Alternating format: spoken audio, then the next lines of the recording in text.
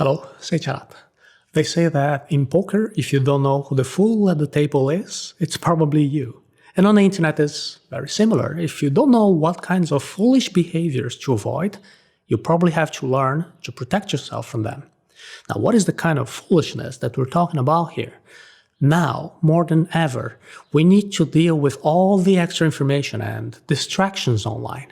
And this information overload makes us anxious, overwhelmed, and even misinformed. Now, take a moment to think about all the different kinds of information that you need to process every day. News, notifications, friend requests, messages, podcasts, videos, games, new social media, memes, unmissable series, gossip and fake news and people getting cancelled and complaints, polarization, all of this can suck up your attention. And that is why at the end of the day you feel totally exhausted. And you didn't accomplish what you really wanted to do that day. This doesn't happen just to you. Everyone is exposed to information overload and distractions. But some people know how to protect themselves. And today, you too will learn how to make yourself immune to information overload and how to make better choices. Information overload and distractions will always be present in your life. You will always be bombarded with notifications and attention-grabbing news in a world where everything seems urgent, but nothing is really important. So what can we do to better deal with all this information? You can't reduce the amount of information that gets to you, but you can change how you decide to process it. This is the central idea of media literacy, which we're going to be learning about today. If you don't use the internet intentionally, the internet will use you. The first step to free yourself from information overload and distractions is learning to use the internet with intelligence and intention. You can't be the kind of person who gets distracted all the time. You need a plan. You need a clear intention that is representing what you want to achieve. Without a clear plan, you risk exposing yourself to information that will influence how you think, act, and feel. You need to be able to judge the quality of the information you find. You need to evaluate if this information is useful for you. This skill is known as media literacy, and you can consider yourself well-versed in media literacy when you are able to truly understand the context in which information is published. The ideas of media literacy are generally applied to misinformation and fake news, but we can go even further. We can think about digital literacy, which is going to help you decide which information is worth consuming intelligently to achieve your specific goals. When using the internet, be clear about what you want. Now, what's wrong with information overload and the abundance of distractions on the internet? The problem is that we browse without really knowing what we're doing. Many people have the habit of just taking their phone out of their pockets and checking social media and news sites and messaging apps to pass the time. This is being in a reactive mode. We're always reacting to what the newsfeed shows us, to what notifications pop up, the latest video that got posted or recommended. Now, what's wrong with this? The problem is that what's showing up in front of you is not helping you to improve your life. What you see in your feed is the most addicting news that makes you angry, that polarizes people. The algorithms understand that this kind of content creates the most engagement and gets you hooked on using that app. The business model of most of these social media sites requires people to use the apps ever more. And that is the only way they can sell ads and increase their profits. In other words, these apps were designed to grab and hold your attention for the longest time possible. Now, there are two big problems here. First, you can be wasting time that you could use towards your own goals. The second problem is watching ads that almost always target our emotions, our negative emotions particularly, to make us buy something.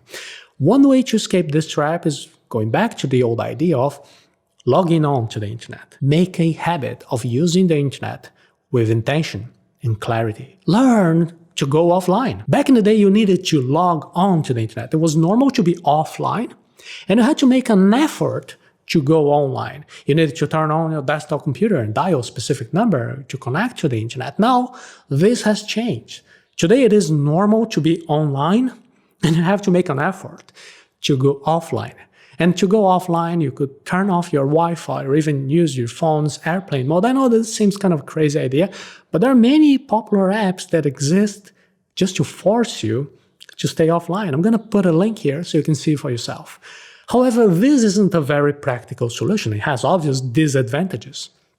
A tool that forces you to stay offline is like a crutch to compensate for a lack of discipline. That's why I personally don't use these apps to keep myself offline. I use the time blocking method that we saw already in the 5th episode of the Study Arata series. You can combine clarity of intention with the time blocking method.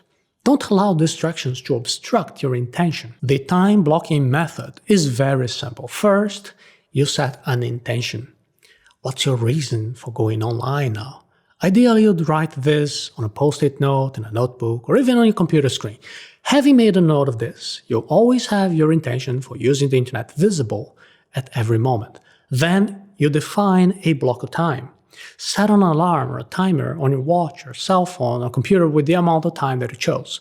And during all that time, do your best to keep your focus solely on the intention you set. For example, imagine that your intention to go online now is to do a report for your job. Then you decide to devote 1 hour to do this task. You wrote down your intention on a post-it note, you stick it next to your computer screen, set your timer to go off in an hour, and start to work. If you're not extra careful, it is almost certain that your mind will get distracted during this 60 minutes that you have chosen. Suddenly you, get a notification on your phone. Or you open a new tab and start reading the news. Or worse, you fall into the social media trap and spend half an hour just looking at photos. By the time you realize this, a good chunk of your time has already passed and you were distracted far from your original intention. This is why it is very important for you to reduce the possibilities of distractions as much as possible during your time blocks. Silence your phone, close your email, block social media, use headphones, install an app that doesn't let you open multiple tabs. No matter what technique you use, it is important to reduce distractions so they don't obstruct your intention. Now, don't worry about being perfect. One distraction or another will always come up. But each time you practice the habit of using the internet with intention, your ability to concentrate will become even stronger. And then you will be able to better deal with information overload so you can concentrate on what's really important to you. You can use the internet more intelligently to combat information overload and distractions.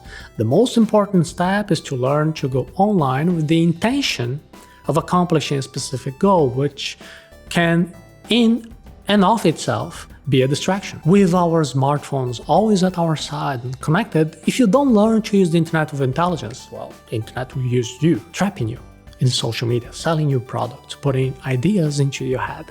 The more intelligent you become, the easier it is to escape these traps.